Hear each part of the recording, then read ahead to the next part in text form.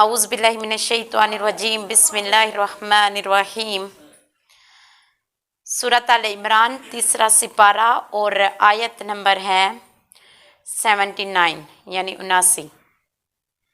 ماں نہیں کانا ہے لبشرن کسی انسان کے لیے یہ نہیں ہے کہ ان یہ کہ یؤتیہ اللہ الکتاب اللہ اس کو ایک کتاب عطا کر دے، والحکمہ اور حکمت عطا کرے، والنبوت اور نبوت عطا کرے۔ یعنی اگر اللہ کسی انسان کو حکمت، کتاب اور نبوت عطا کر دے تو اس کے لیے یہ نہیں ہے کہ ثم پھر یقول للناس وہ لوگوں کو یہ کہتا پھرے کونو عباد لی تم میری عبادت کرو، من دون اللہ اللہ کے علاوہ کیا کرو، میری عبادت کرو یا میرے بندے بن جاؤ اللہ کو چھوڑ کر۔ ولیکن کونو اور لیکن یہ ہے کونو ہو جاؤ تم ربانیین ربانی ہو جاؤ یعنی اللہ والے ہو جاؤ، بما کنتم اور کیونکہ تم تعلمون الکتاب کتاب کی تعلیم سیکھتے ہو، ما بما کنتم تدرسون جو کہ تم پڑھتے اور پڑھاتے ہو۔ تو اس میں یہ ہے کہ کسی انسان کے لیے یہ نہیں ہے جب اللہ اس کو کتاب، حکم اور نبوت عطا کرے وہ لوگوں سے یہ کہتا پھرے کہ تم اللہ کے علاوہ میری عبادت کرو، اور لیکن یہ کہے کہ ربانی ہو جاؤ کیونکہ تمہیں جو کتاب کی تعلیم ہے اس میں تم پڑھتے بھی ہو اور پڑھاتے بھی ہو۔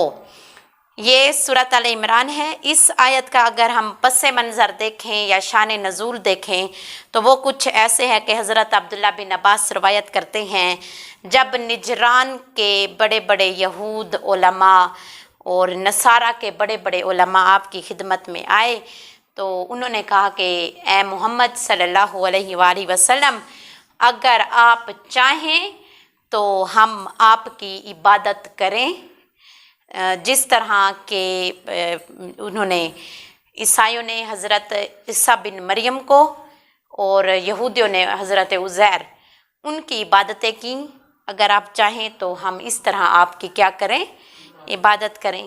تو حضور علیہ الصلوۃ والسلام نے جواب دیا کہ مجھے اس چیز کی ضرورت نہیں ہے کہ تم لوگ غیر اللہ کی عبادت کرو، میں غیر اللہ کی عبادت کرنے سے اللہ کی پناہ میں آتا ہوں اور اس کا حکم دینے سے بھی اللہ کی پناہ میں آتا ہوں۔ اس کے بعد یہ آیت نازل ہوئی کہ ما کان لبشر ان یؤتیہ اللہ الکتاب والحکم والنبوۃ، کہ کسی انسان کے لیے بھی ایسا نہیں ہے کہ کتاب، حکمت اور نبوت ملنے کے بعد وہ لوگوں کو یہ کہے کہ تم میرے بندے بن جاؤ اللہ کے علاوہ، لیکن وہ کہے۔ اب اگر ہم دیکھیں کہ بشر کا کیا مطلب ہوتا ہے، بشر جو لفظ ہے اس کا ویسے لغت میں میننگ دیکھا جائے تو وہ ہوتا ہے کھال۔ یہ مثال کے طور پر جیسے ہمارے جسم کے اوپر ایک کھال چڑھی ہوئی ہے، ٹھیک ہے، اس کی جمع ابشار بن جاتی ہے، اور اسی میں ہی ابشار یعنی بہت زیادہ بشر جب آئیں گے تو وہ ابشار کہلائیں گے۔ اور باشر ہوتا ہے ایک یعنی بشر کے ساتھ، اور پھر باشرہ یبشرو سے پھر بنے گا یعنی خوشخبر دینے والا یا خوشخبری سنانے والا، وہ بھی شامل ہے، لیکن قرآن میں بشر کا اطلاق ہے۔ سورۃ الفرقان میں بھی ایک آیت ہے جس کا ترجمہ کچھ ایسے ہے کہ ہم نے جو ہے پانی سے اس بشر کو پیدا کیا ہے، ٹھیک ہے، ایک جگہ مٹی کے ساتھ بھی پیدا کرنا ہے، ایک جگہ پانی کے ساتھ بھی۔ تو پھر یہ جو بشر لفظ ہے اس کا مطلب ہوتا ہے کھال والے بندے، ٹھیک ہے۔ اب کھال جو ہے جانوروں کی بھی ہوتی ہے لیکن ان کی کھالوں پر بال ہوتے ہیں تو انہیں اون کہا جاتا ہے، ایسے نا، اون۔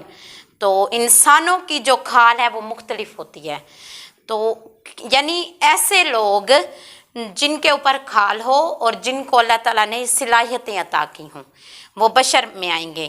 اب کتاب سے مراد کوئی بھی کتاب ہو سکتی ہے، کتابیں چار ہی ہیں، چاروں کا اطلاق آئے گا، تورات، زبور، انجیل اور قرآن مجید، کیونکہ اللہ تعالیٰ نے تورات، زبور، انجیل اور قرآن مجید چاروں کی چاریں اپنے نبیوں کو، اور وہ نبی انسان تھیں، ان کو عطا کی تھیں۔